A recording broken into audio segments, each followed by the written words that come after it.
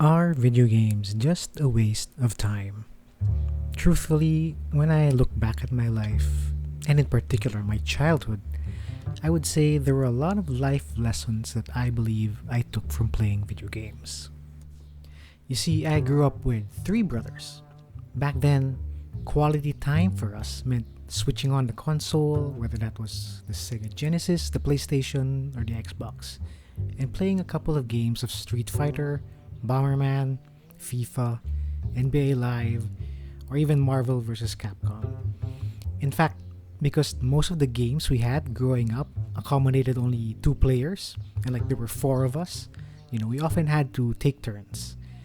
And we had this one rule while playing, wherein the winner stays while the loser switches out. So that basically meant that if I wanted more time with the controller, I had to knock out two of my older brothers who were about 5 to 7 years older than me.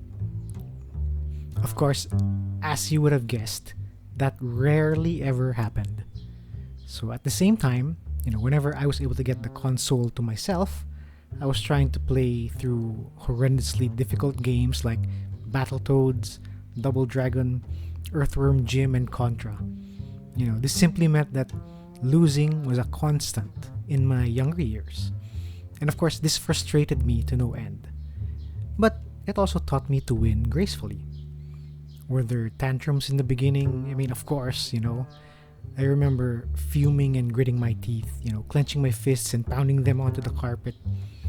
Eventually, though, because losing came so often to me, I also learned to accept defeat.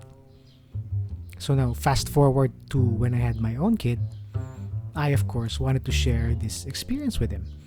I wanted him to experience what it was like to play co-op games together. So we started off playing Lego games, Lego Star Wars, Lego Marvel, Lego Batman, and Lord of the Rings. We played through a lot of them. However, whenever we tried putting on a game like Smash Brothers, I would see the same patterns that usually appear in many kids, that vehement dislike for losing. It's a natural thing when you think about it. All kids go through that. And for me, this just meant that he had to experience losing even more. And he had to learn the tools to deal with it emotionally. So, naturally, he would groan and whine and complain whenever he lost against me in Smash Brothers. So sometimes I would let him win just to try and boost his ego a bit. Sometimes I let things end in a draw. And sometimes I just overwhelm him into a huge loss.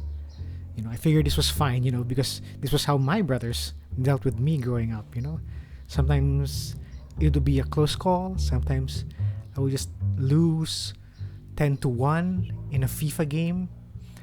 But the problem was, this sort of led to my son sort of having this aversion towards losing and towards dying. He started to never want to lose a game or see his character died. And this bled into not just versus games but other games as well. So it was this fear that kept him from playing something like Breath of the Wild or Skyrim. And so I thought about it for a while, and I figured that maybe one way I could solve this is by switching to roguelike and roguelite games. So for those of you who know what a roguelike and a roguelite is, you know that in those particular games, death and losing are a natural part of them. In fact, in roguelite games, they're actually a form of progression. That the only way to get better and stronger in a roguelite was to gather materials, to die, to come back alive again, this time with new upgrades. So two of the games we really got into back then and that we really enjoyed were Wizard of Legend and Jamestown. So because these were both co-op games and co-op roguelites, I got to experience these losses together with him. So we lost together, we died together. I was right there next to him, ready to help him process the loss and guide him a little towards getting better. And slowly but surely, he eventually got used to dying and losing all the time. He stopped being afraid of seeing his avatar kick the bucket. So this in turn gave him a little bit more courage to venture into other games like Breath of the Wild, like Skyrim, and even games that were literally designed to stress you out, like Overcooked. In fact, this encouraged him so much that when it came to Smash Bros, he was now able to practice on his own, playing against the computer or the AI, and to spend so much time playing it and get good at it that basically it was already difficult for me to actually beat him at the game anymore. And this also helped him venture into and even finish Breath of the Wild and even Tears of the Kingdom, and go into a game like Skyrim, no matter how big and broad it is, without worrying about seeing his character die. In fact, sometimes he'd even experiment with the death of the characters, because you know how Skyrim avatars is and how wonky they can be or get whenever you see them die or fall off a cliff or get hit by a giant. And it became entertainment rather than a form of stress.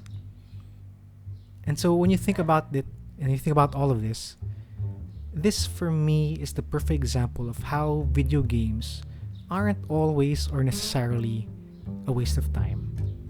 You know, for some people who've never maybe played a sport like basketball or football, for example, video games are actually a good medium to experience what it's like to lose and lose gracefully.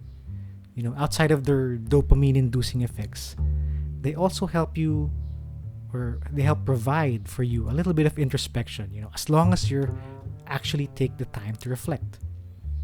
So what did my son and I learn from constantly dying and losing in video games? Well, we learned that, you know, it's okay to fail. It's okay to make mistakes. Nobody in this world is perfect. And, you know, we shouldn't expect people to be. Most especially ourselves. Sometimes we're so hard on ourselves for losing, for failing, for making a mistake, that we tend to beat ourselves up about it. And games are just a way to help us understand that, you know, failure can also be a form of progress. It can also be a form of leveling up. You know, games can be more than just entertainment. They're capable of teaching life lessons as well. You know, if you care to step back and pay attention. They can even be used as a tool for teaching, which is what I did with my son. So, you know, think about the next time you hop into a game. I mean, even if that game is Fortnite, Call of Duty, or Marvel Rivals. I mean, I have moments where even I'm cursing out the Black Panther on the other team too. But, you know, at the end of it, I just have to accept that you win some, you lose some. I mean, that's life. That's the game of life. And boy, is it a blast to be living it.